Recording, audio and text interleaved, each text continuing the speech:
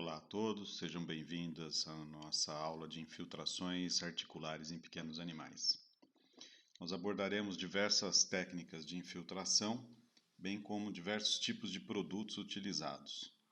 E ao longo da aula discutiremos as vantagens e indicações, enfim, de cada um. Meu nome é Jean e eu irei então ser o responsável pela condução dessa aula com vocês. Bom, antes de falarmos um pouco das técnicas infiltrativas, é importante dizermos o que é a medicina regenerativa, já que muitas das técnicas de infiltração em pequenos animais têm relação com técnicas de medicina regenerativa. Esse termo ele foi cunhado em 1992 por Leland Kaiser e ele se refere a uma nova modalidade, um novo ramo da medicina, que visa alterar a evolução de doenças crônicas, não é? Bloquear a evolução de certas doenças tidas como crônicas e degenerativas. E isso pode ser feito através dessa medicina regenerativa com determinados produtos, os quais vão ter uma função de reparo e eventualmente até de regeneração desses órgãos em falência. E o conceito é utilizar a própria capacidade do organismo de reparo e restabelecimento, não é? Para que se consiga, então, dessa forma, estimular a capacidade intrínseca, ou seja, do próprio organismo, em se reestruturar do ponto de vista celular e metabólico, a fim de reparar o tecido lesionado ou corrigir a alteração metabólica e, dessa forma, eventualmente até promover um processo de regeneração. Bom, e dentre esses produtos que são utilizados na medicina regenerativa, nós temos os produtos ortobiológicos.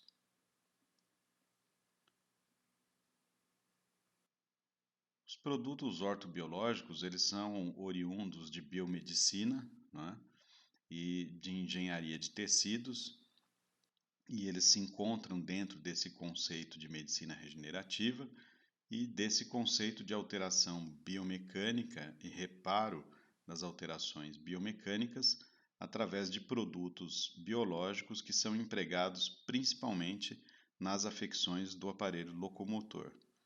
Embora a ortobiologia, com o uso de células-tronco, PRP, possam até ser utilizadas em enfermidades dos outros aparelhos, na presente aula nós vamos nos ater ao aparelho locomotor, principalmente as articulações. Então, os ortobiológicos são produtos que podem ser autólogos ou não, ou seja, podem ser do mesmo animal, do mesmo doador ou não, podendo ser também halogênico, tanto as células-tronco quanto o PRP, né? O ácido hialurônico, apesar de ser um produto industrial, também é um produto biológico e também é halogênico.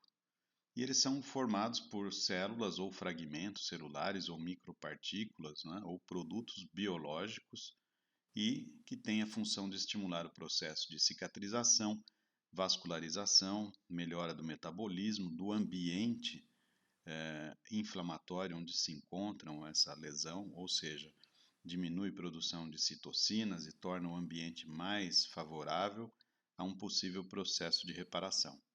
Dentre esses produtos, nós podemos citar o PRP, que é o plasma rico em plaqueta, produtos da medula óssea, como os aspirados ou concentrados, as células-tronco mesenquimais, os enxertos de gordura e, eventualmente, até o ácido hialurônico.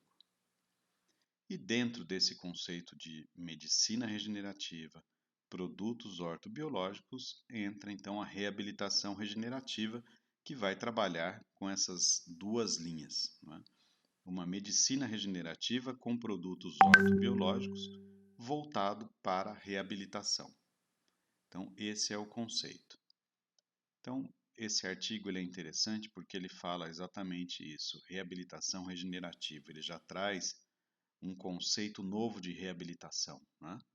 E esse conceito, que eles cunharam em 2014, foi um conceito fantástico, porque a medicina regenerativa aplicada à reabilitação integra essas novas tecnologias de ortobiológicos, junto com a prática clínica de reabilitação, para restabelecer função e a qualidade de vida em indivíduos portadores de necessidades especiais, sejam eles da espécie humana ou de outras espécies animais, que é o caso dos nossos pacientes na medicina veterinária.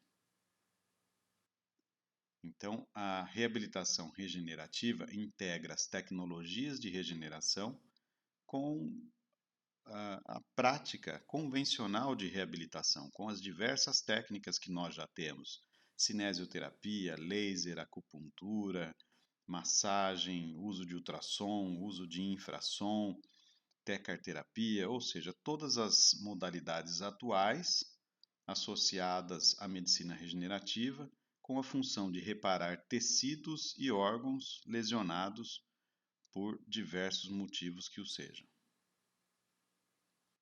E para isso, então, nós vamos lançar mão, no caso dessa aula, dessa medicina e dessa reabilitação regenerativa, com o uso de técnicas de infiltração intraarticular.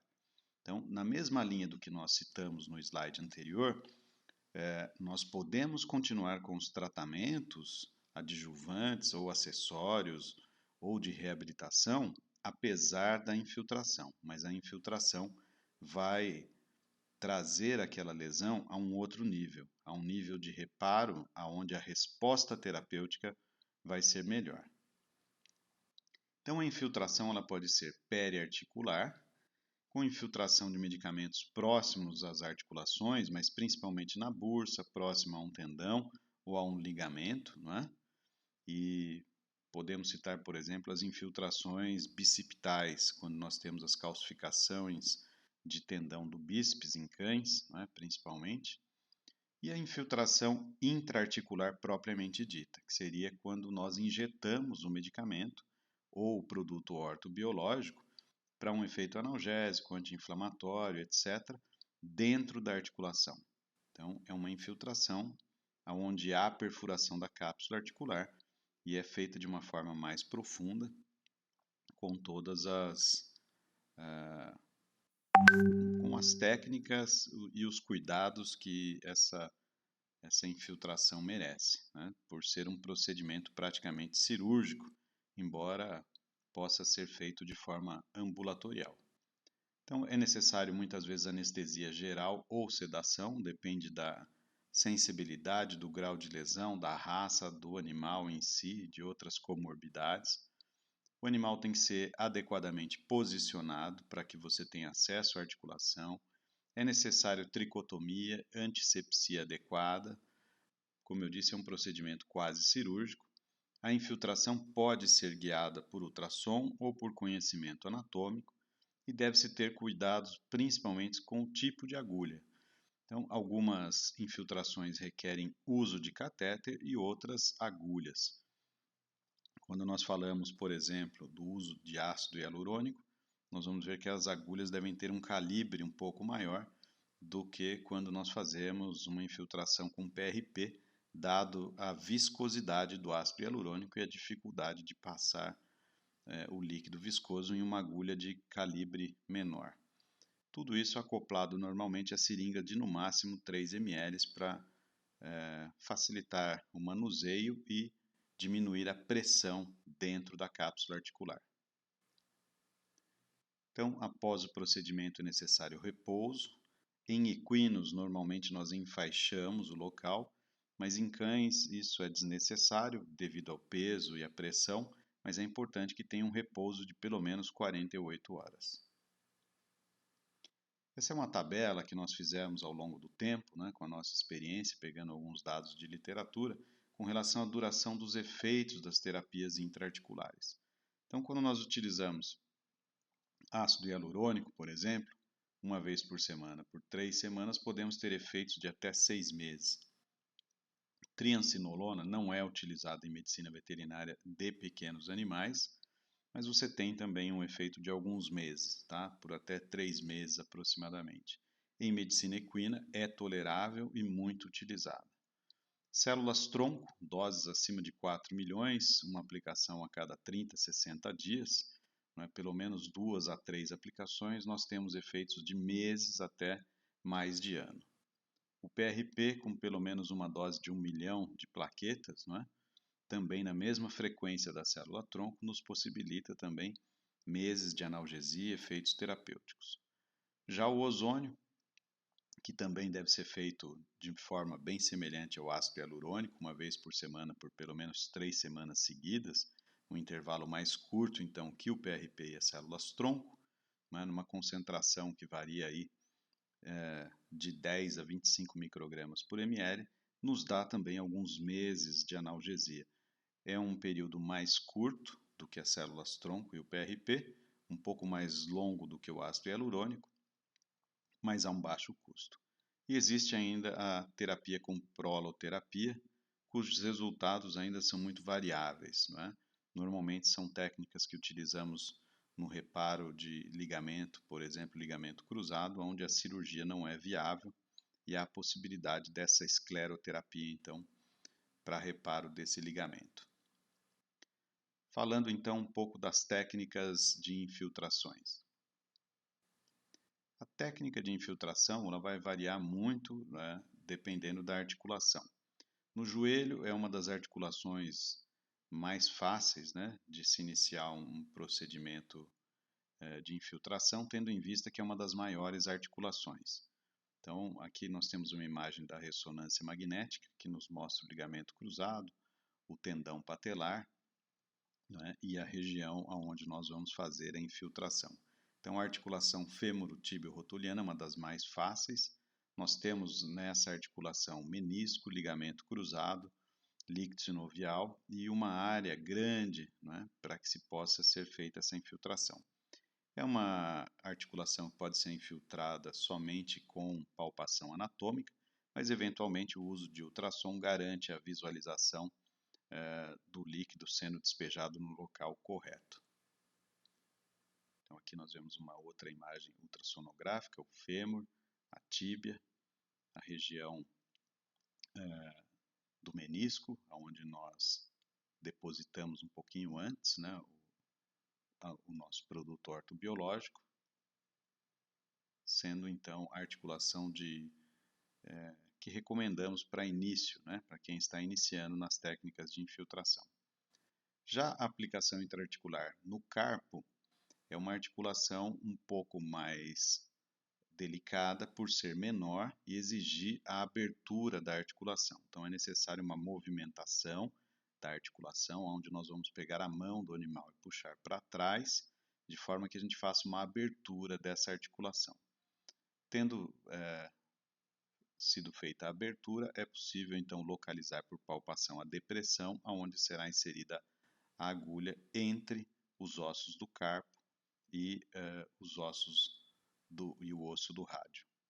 Aqui nós temos uma imagem de infiltração do joelho, logo abaixo, mas veja que nós temos um erro nessa imagem.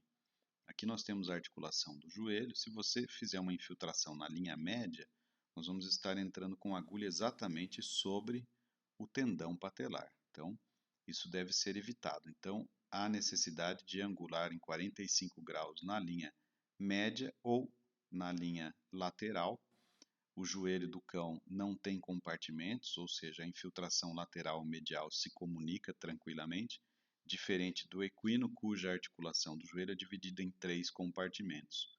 E a depender de onde nós temos a lesão, deve ser feita a infiltração de um desses compartimentos ou de todos.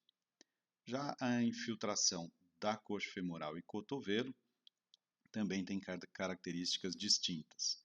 A articulação da coxa femoral deve ser sempre abordada com o uso de um catéter 22, na maioria dos animais, devido à sua profundidade. Então, há necessidade do deslocamento da perna cranialmente. Então, aqui nós vemos a asa do ilho, aqui nós temos o isquio. Então, há necessidade de se puxar a perna cranialmente para que haja uma abertura dessa articulação e, posteriormente, então, a inserção da agulha com a articulação mais aberta. A articulação do cotovelo também é uma articulação delicada, porque é uma articulação muito pequena e muito fechada.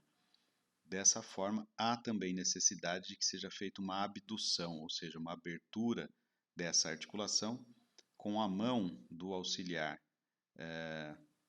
empurrando o cotovelo de dentro para fora, ou seja, o auxiliar põe a mão na região medial do cotovelo e empurra ela para fora como se fosse abrir em direção ao aplicador.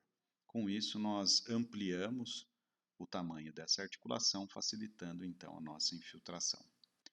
O uso de cadáveres para treinamento ele é sempre estimulado, né? Você deve utilizar tinta de caneta para fazer o teste e posteriormente fazer a dissecção, né, ou a abertura, a necrópsia dessa articulação, para que você veja então se houve a coloração da articulação e se você atingiu o espaço intraarticular.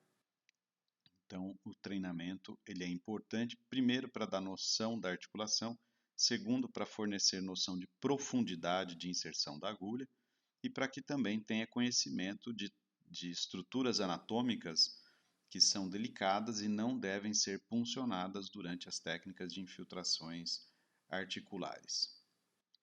É possível lançarmos mão de técnicas de infiltração avançadas.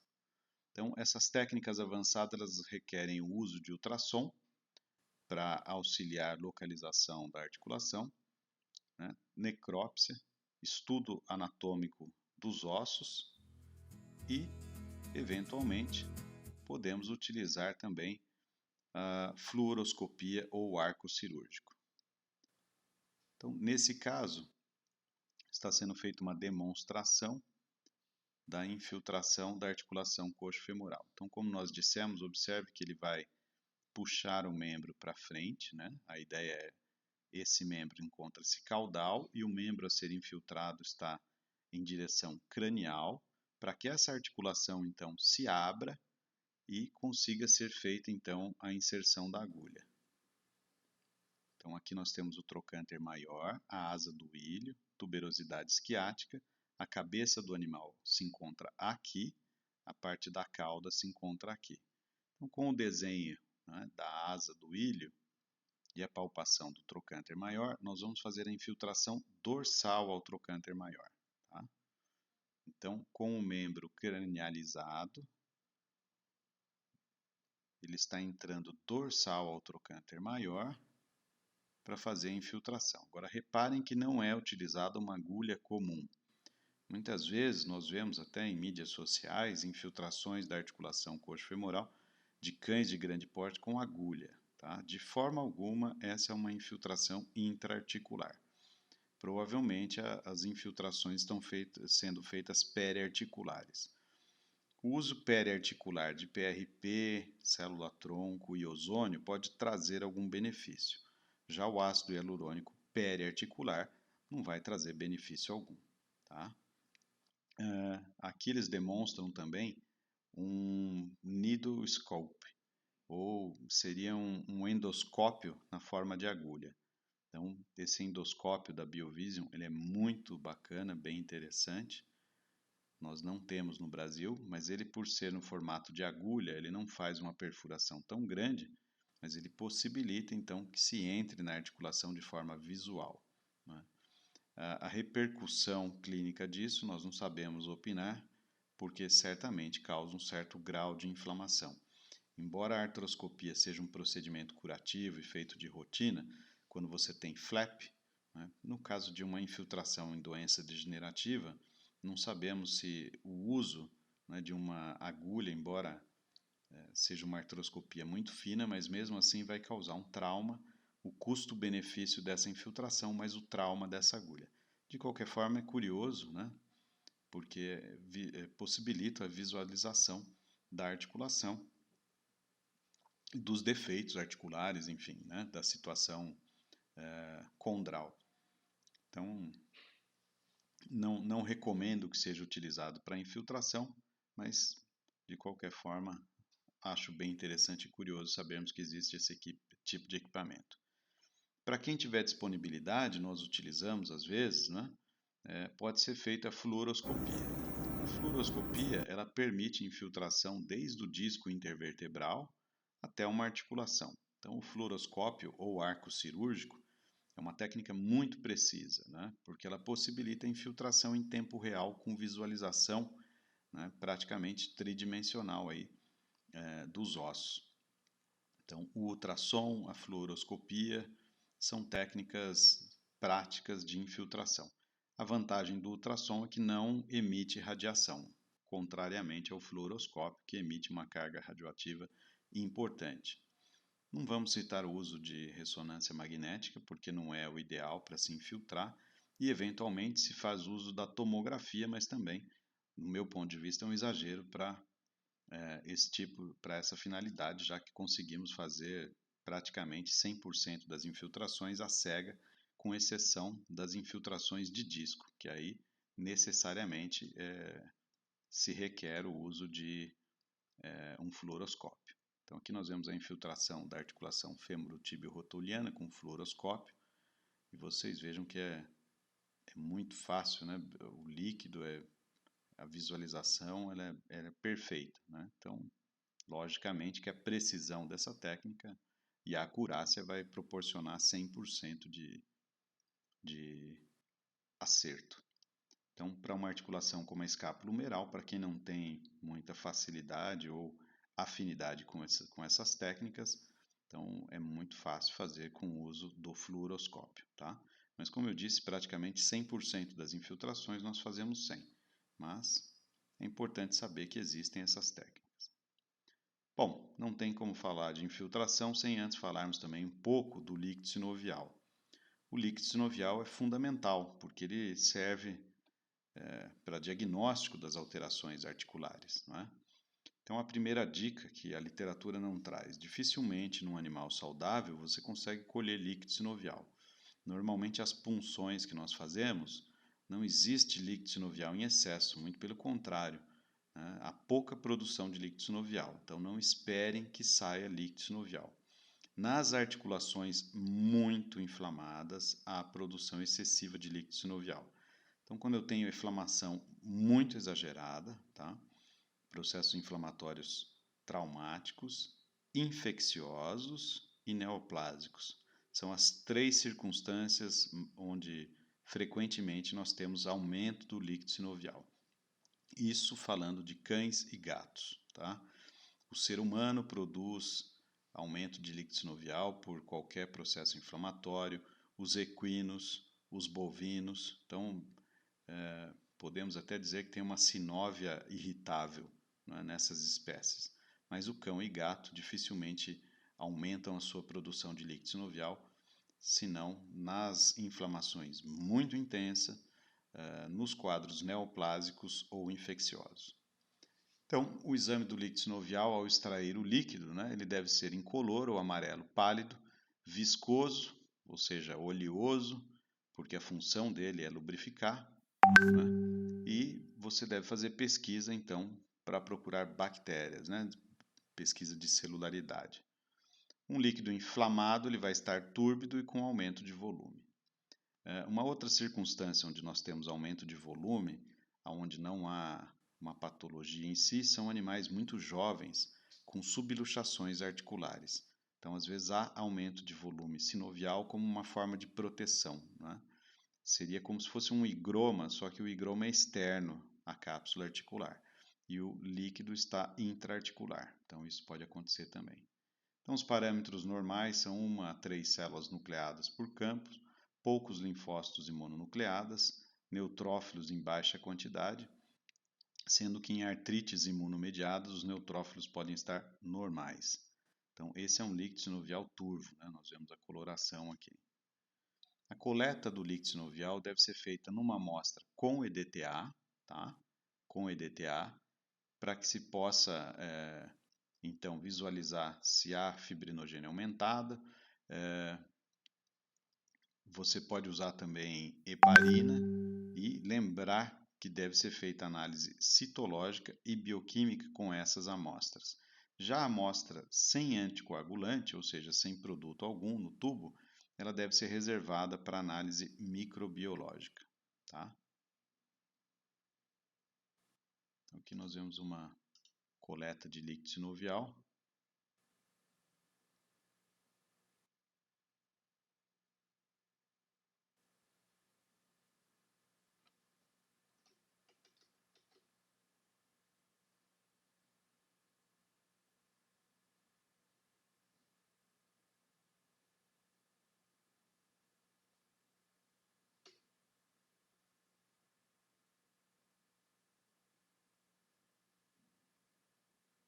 Então, observem a quantidade de líquido, né, que vem vindo desse animal, uma quantidade excessiva, né?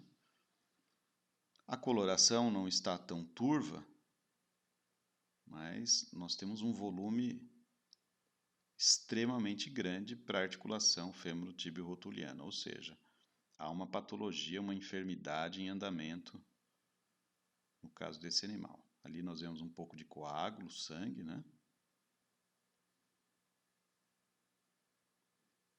Então aqui uma outra coleta.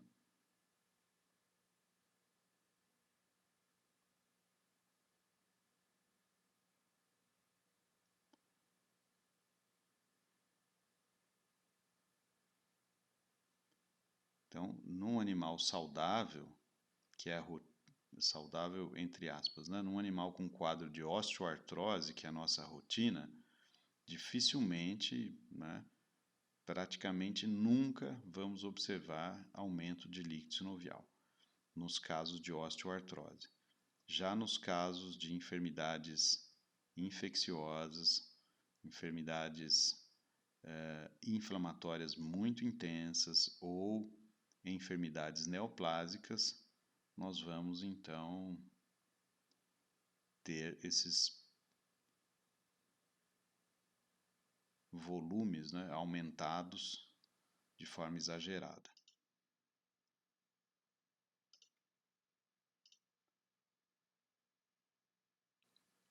Então, esse é um dos casos onde eu disse para vocês, onde nós temos um animal com subluxação articular, é um animal jovem, com aproximadamente 1 ano, aonde nós vemos um volume de líquido sinovial já extravasando pela agulha, né, após a punção articular, que é um mecanismo de proteção, né? O fato de nós termos um trauma frequente da cabeça do fêmur com a articulação coxo-femoral, que por sua vez encontra-se anatomicamente alterado, ou seja, com rasamento acetabular, isso então induz, né, uma reatividade sinovial a fim de proteger, né, aquela articulação que produz líquido em excesso. Só que o líquido em excesso, o que ele vai fazer? Provocar uma distensão da cápsula articular. A inervação da articulação encontra-se na cápsula articular, ou seja, a distensão da cápsula causa dor. Então, o simples fato de se drenar esse líquido articular em excesso já é analgésico e terapêutico, porque isso está comprimindo a cápsula articular, causando muita dor nesse animal. Então, esse procedimento já é terapêutico, né? O simples fato de aliviarmos a pressão nessa articulação já é terapêutico. Então, pontos chaves: análise em tubo sem e com anticoagulante. Não há efusão em osteoartrose, processos degenerativos. A efusão articular vai ocorrer nesses animais com subluxação, animais de grande porte jovem, animais com infecção e animais com neoplasia óssea ou cartilaginosa. Então, detectou aumento de líquido sinovial, né, sempre se preparar para algum problema dessa natureza.